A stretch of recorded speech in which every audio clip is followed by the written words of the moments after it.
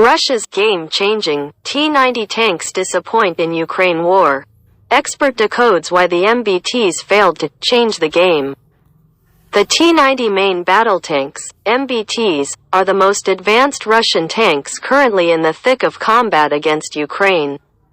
The T-90s are often compared with advanced Western tanks like the M1 Abrams, Challenger 2, and Leopard 2 MBTs. So far, the Russian military has suffered 61 documented losses of the T-90 tanks, according to the figures compiled by the military tracking blog Oryx based on visual confirmations. Of these, 18 are the advanced T-90M variant, available in very limited numbers. As far back as last May, the Russian army was said to have as few as 100 T-90M tanks. That said, the latest batch of an unspecified number of T-90 tanks was delivered to the Russian Ministry of Defense, MOD, by the state-owned Uralvanzavod, UVZ, in December 2022. These tanks were allocated to Russia's Central Military District, whose units are involved in the fighting in Ukraine. Before that, Uralvanzavod had reportedly delivered a batch of newly built T-90 MIs and some old tanks that were upgraded to this level in May 2022. T-90M main battle tank. The T-90 is a third-generation main battle tank with a welded composite armor hull and built-in KT-5 explosive reactive armor blocks. However, the upgraded T-90M variant has improved armor protection with relict built-in explosive reactive armor, ERA, in place of the previous KT-5. Designed to protect shaped charges and significantly reduce the impact of the armor-piercing fin-stabilized discarding sabot, APFSDS, rounds. In addition, the tank features net armor on the lower part of its turret and slat armor at its rear to improve defenses against rocket-propelled grenades by disrupting the fusing of the warhead.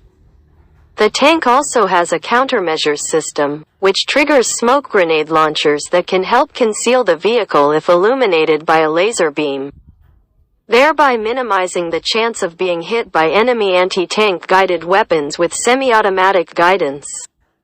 Notably, the smaller size and low profile of the T-90 reportedly allow it to navigate tight spaces such as forests and mountains, thereby enabling it to entrench itself.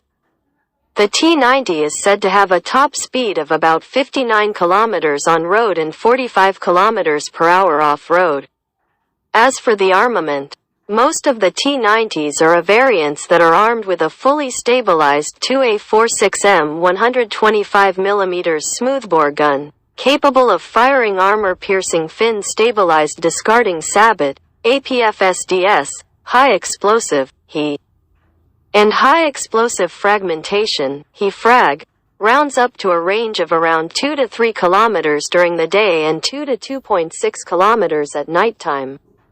However, the T-90M boasts an improved 2A46M 125mm smoothbore main gun, which has a more extended range of 4 to 5 km and is said to be 15 to 20% more accurate than the standard 2A46M gun. Interestingly, the T-90M captured in September last year by Ukrainian force was found outfitted with Nikitka radar absorbent material, RAM, which is said to reduce the vehicle's infrared, thermal, and radar signatures, and is meant to defend the tank against guided weapons reliant on thermal imaging to lock onto a target.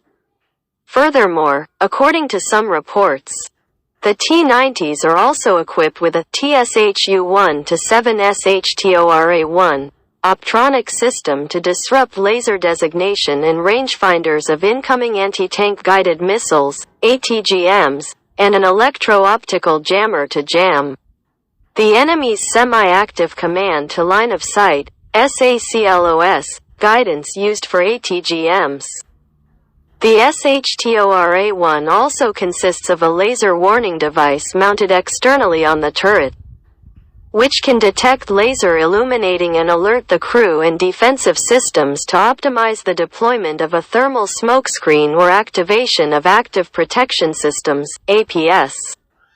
It can even reportedly automatically turn the turret and gun toward the threat.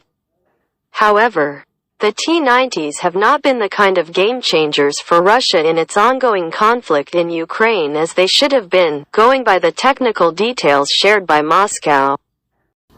Why T-90s have not been game-changer?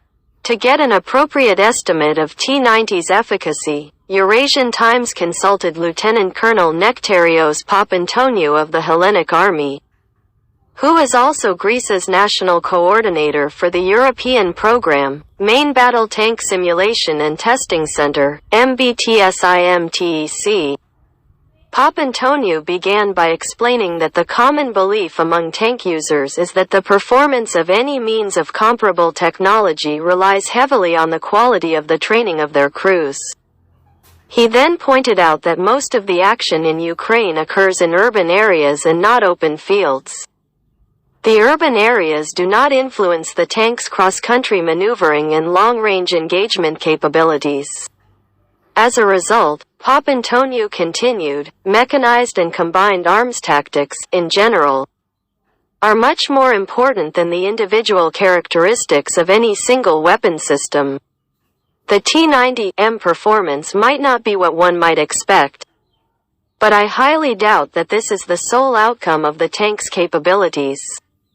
Despite the T-90s having a SHTORA-1 system, videos on social media have emerged showing the destruction of Russian tanks by anti-tank missiles fired from elevated positions, top-down, onto vehicles in Ukraine, which suggests that Russian tanks do not have a 360-degree active protection system, APS.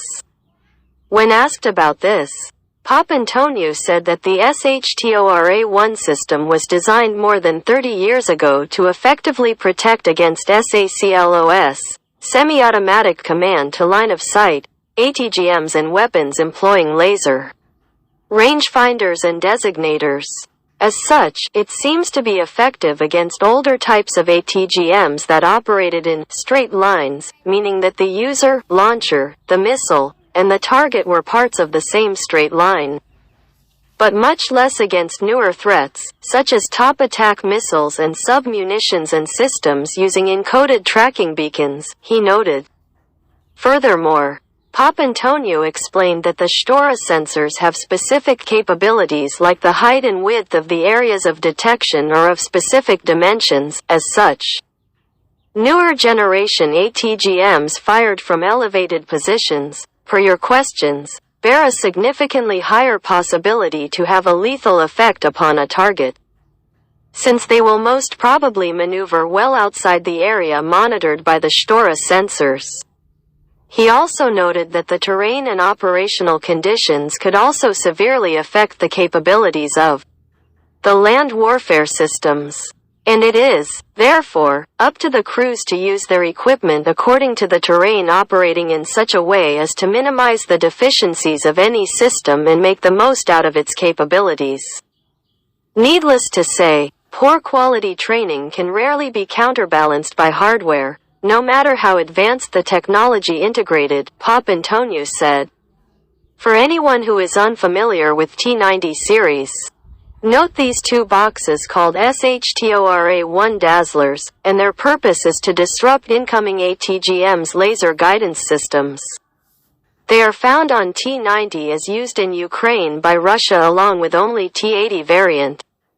When asked about the losses of T-90s, Papantoniou said that the T-90 is derivative of the older T-72 and bears many of the T-72's design flaws while simultaneously incorporating the ideas of how this upgraded and improved design would be used against NATO adversaries during a potential Cold War-era conflict.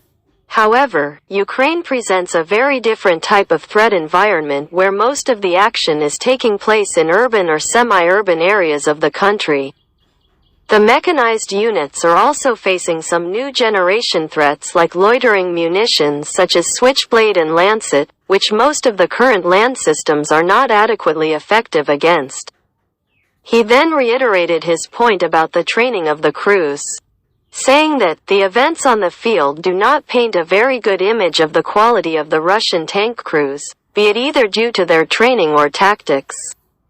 To sum it up, I would say that said losses are perfectly normal within the perfect storm, created by four distinct factors: the design and capabilities of the equipment used, the quality of the tank crews, the numerous new generation threats, and the tactics implemented, Papantonio said in the end.